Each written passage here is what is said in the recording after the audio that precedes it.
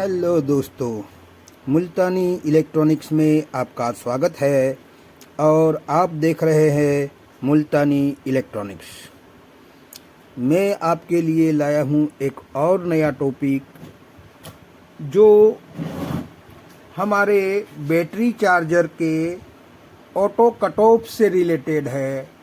यानी कि हमारे बैटरी चार्जर में इस तरह से एक अपने हाथों से बनाया हुआ एक ऑटो कट ऑफ है जो बैटरी में अगर डाल दिया जाए, चार्जर में बैटरी चार्जर के बीच डाल दिया जाए तो बैटरी चार्जर की लाइफ बढ़ जाती है और सालों साल तक चलेगी। क्योंकि इसमें अगर हमारा चार्जिंग फुल हो जाए, यानी कि पूरी तरीके से चार्जिंग बैटरी हो जाती है, तो ऑटोमेटिकली वो कट ऑफ कर देता है और ज़्यादा चार्ज उसे नहीं होने देती है। ओवर चार्ज अगर हमारी बैटरी होती है तो जल्दी ख़राब हो जाती है, इसकी प्लेट भी जल्दी ख़राब हो जाती है। अगर ओवर चार्ज अगर बैटरी हो जाए तो कभी कभार बैटरी ब्लास्ट होने का भी अंदेशा रहता है।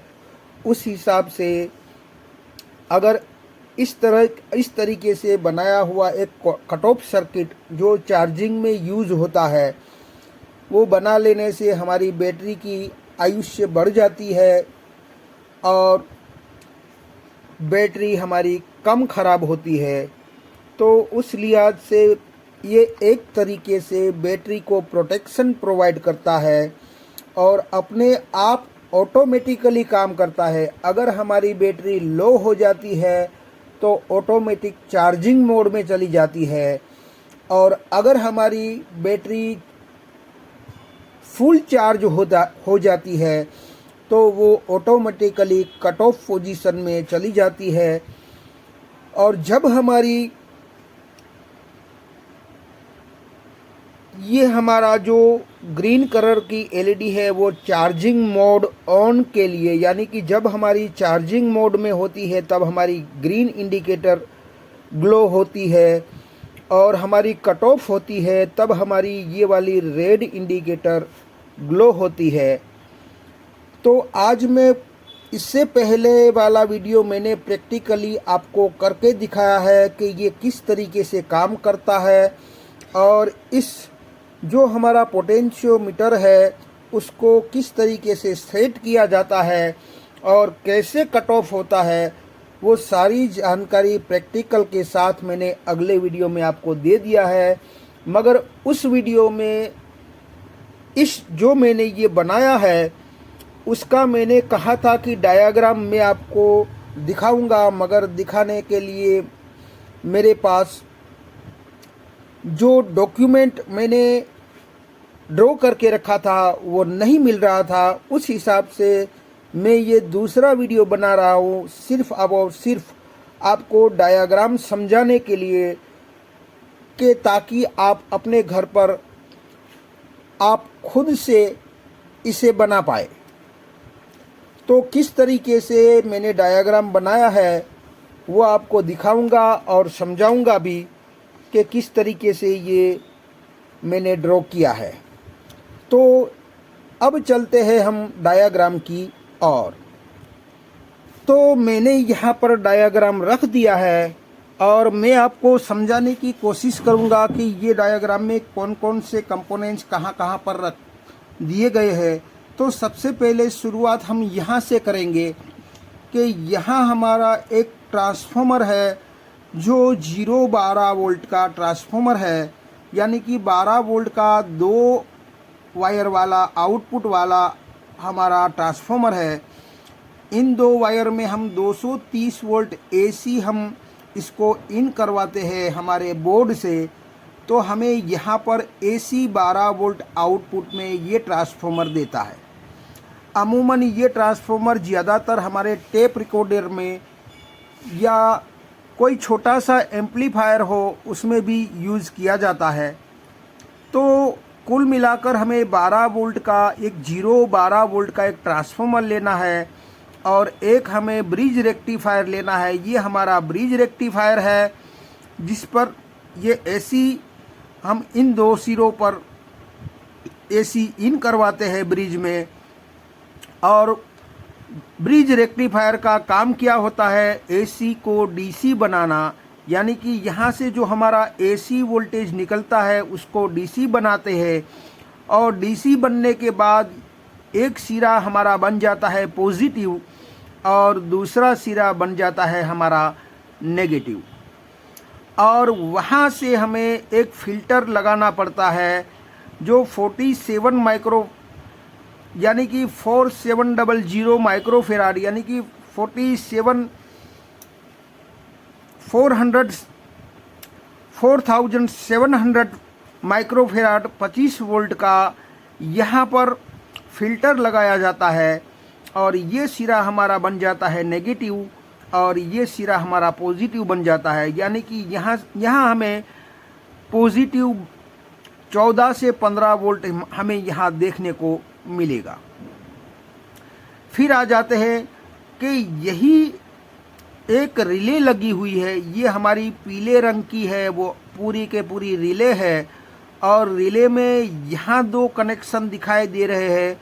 वहाँ पर इंटरनली रिले में एक इंडक्टर यानी कि कॉइल लगा हुआ होता है। और ये तीनों हमारा स्विचिंग का काम करता है, स्विच का काम करता है, जिसमें एक ये सिरा जो है हमारा कॉमन होता है, दूसरा एक सिरा हमारा एनसी होता है और ये वाला सिरा हमारा एनओ होता है। यानी कि नॉर्मल कनेक्ट ये होता है, जब हमारे रिले में सप्लाई नहीं दोगे तब हमारी ये वाली रिले यहाँ से यहाँ कनेक्ट होती है। जैसे ही इन दोनों के बीच 12 वोल्ट मिल जाते हैं तो ये हमारी ये कनेक्शन छोड़ के एनओ के साथ ये कनेक्ट जुड़ जाता है। यही हमारे 14 से 15 वोल्ट यहाँ पर दिया जाता है। और इस डायोड को कुछ इस तरीके से रखा जाता है कि जब जहाँ पर हम पॉजिटिव किसी एक सिरे में से पॉजिटिव जो इन करवा रहे हैं उस तरफ कैथोड होता है और सामने वाली की तरफ हमारा एनोड होता है, कि जो ग्राउंड होता है इस ट्रांजिस्टर के थ्रू ग्राउंड होता है। जब ट्रांजिस्टर कंडक्ट होता है तो एमीटर और कलेक्टर कंडक्ट होता है, तो ये ग्राउंड यहाँ चला आता है तो हमारी रिले काम करती है। तो एनोड सिरा हमारा ग्राउंड की तरफ होता है, यानी कि यहाँ इस तरफ होता है, और कैथोड वाला सिरा इस डायोड रेक्टिफायर डायोड का इस कैथोड वाला सिरा जो हमारे पॉजिटिव की तरफ होता है। अब यहाँ पर देखना है हमें कि ये हमारा एक एनपीएन ट्रांजिस्टर है जो 547 भी चलेगा और ये हमारा है 548। तो इसका कलेक्टर इसके साथ जुड़ा हुआ होता है, यानी कि इस इंडक्टर के सामने वाला सिरा जो है हमारा उसके साथ डायरेक्ट दे दिया गया है। एमीटर हमारा ग्राउंड कर दिया गया है और बेज को एक पोटेंशियोमीटर के सेंटर पॉइंट पर दिया गया है। और यही पोटेंशियोमीटर जो हमारा 103 नंबर का होता है, यानी कि इसका वैल्यू होता है 10 के। इसका वैल्यू आप 103 भी कह सकते हैं और आप इसे 10 के भी कह सकते हैं, आपको जो भी समझ में आए। तो यहाँ पर एक साइड का सिरा ग्राउंड कर दिया जाता है और दूसरी साइड का सिरा जहाँ पर एक 10 के का रजिस्टर लगा के हमारा जो यहाँ से जो डायरेक्ट 14 वोल्ट जिस तरफ दिए गए हैं इस इंडक्टर में उसी के साथ जोड़ दिया जाता है। अब ये हमारा जो यहाँ पर हमने दिया वो हमारा इनपुट सिरा कहलाएगा, यानी कि हम ट्रांसफॉर्मर से डीसी बना के जो भी 14 से 15 वोल्ट हमारा यहाँ बनता है वो हम यहाँ पर इनपुट करवाते हैं, इसीलिए यहाँ पर इनपुट सिरा कह लेंगे। और ये हमारा आउटपुट सिरा कहलाएगा, यानी कि यहाँ मैंने लिखा है आउटपुट, जो सीधा ही बैटरी में जाएगा। और यहाँ पर एलईडी का वायरिंग कुछ इस तरीके से करना है कि दोनों एलईडी, एक ग्रीन एलईडी है, एक रेड एलईडी है। ग्रीन एलईडी का मतलब मैंने यहाँ पर लिखा है चार्जिंग इंडिकेटर, यानी कि जब यहाँ से वोल्टेज आउट हमें यहाँ मिलेंगे तो ये बैटरी हमारी चार्ज होगी, और जब चार्ज होगी तब ये हमारा इंडिकेटर ग्रीन वाला जलता होगा, यानी कि ऑन होगा। यानी कि चार्जिंग ऑन इंडिकेटर ये हमें दर्शाता है।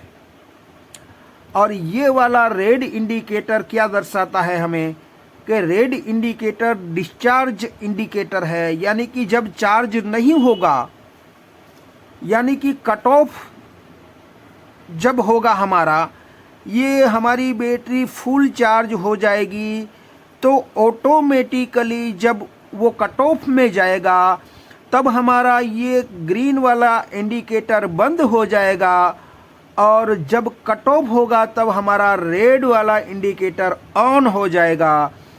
यानी कि इस इंडिकेटर को हम कट ऑफ इंडिकेटर भी कह सकते हैं। दोनों का एनोड, हमारी ग्रीन और रेड दोनों का एनोड ये रिले के दोनों कनेक्टर पर रखा जाएगा, यानी कि रेड वाला जो एनोड है जो एलईडी का, उसको एनो के साथ जोड़ दिया जाएगा, और हमारा ग्रीन वाला इंडिकेटर है, इसका एनोड हमारे एनसी के साथ जोड़ दिया जाएगा, और दोनों के कैथोड को शॉर्ट कर दिया जाएगा यहाँ पर। और यहाँ हमें अगर हमारी ये 14 से 15 वोल्टेज जो आते हैं, अगर इस कंडीशन में पड़ा है तो 14 से 15 वोल्ट डायरेक्ट एनोड में आ जाएंगे, और इस कंडीशन में पड़ा होगा तो इसके एनोड में डायरेक्ट 15 वोल्ट आ जाएंगे। तो यहाँ पॉजिटिव डायरेक्ट दिया गया है, उस हिसाब से ये हमारी एलईडी 1.5 से 2 वोल्ट पर काम करती है। इसीलिए हमें यहाँ पर ग्राउंड डायरेक्ट नहीं करना है, बल्कि एक रजिस्टर के थ्रू ग्राउंड करना है। तो यहाँ पर 2K2 का रजिस्टर यहाँ पर डाल दिया जाता है। उस हिसाब से यहाँ इसे ये हमारा 12 वोल्ट का जो भी लोड आता है वो रजिस्टर में आ जाता है, और इन दोनों के बीच हमें 1.5 से 2 वोल्ट देखने को मिलता है। या तो पॉजिटिव की तरफ 2K2 लगाओ, या तो नेगेटिव की तरफ 2K2 लगाओ, दोनों एक ही बात है। तो इस तरीके से इसका वायरिंग किया गया है। और नेगेटिव जो तीनों तरफ, यहाँ भी नेगेटिव दिखता है, यहाँ भी नेगेटिव दिखता है, यहाँ भी नेगेटिव दिखता है, ये तीनों नेगेटिव एक ही है। क्योंकि ड्रॉ करने में यहाँ से यहाँ लाना और यहाँ से यहाँ लाना मुश्किल था, उस हिसाब से मैंने यहाँ पर आपको एक सिंबल नुमा दर्शा दिया है कि ये भी हमारा नेगेटिव है, ये तीनों आपस में जुड़े हुए हैं, तो ये सब नेगेटिव ही है और एक ही नेगेटिव है, अलग अलग नहीं है। तो कुछ इस तरीके से आप अगर ये मेरा डायग्राम देखकर अपने घर पर बनाना चाहो तो बना सकते हो, और अपनी बैटरी जो डायरेक्ट चार्ज करते हो तो इस तरीके से चार्ज करोगे तो आपकी बैटरी की लाइफ बढ़ जाएगी, एक तरह से प्रोटेक्ट हो जाएगी, इसको प्रोटेक्शन मिल जाएगा और आपकी बैटरी सालों साल तक चलेगी। तो आई होप कि ये वीडियो आपको कुछ समझ में आया होगा। अगर ये वीडियो कुछ समझ में आया है तो मेरी चैनल को लाइक कीजिए, सब्सक्राइब कीजिए, बेल आइकन को प्रेस कीजिए और खुश रहिए। शब्बा खैर।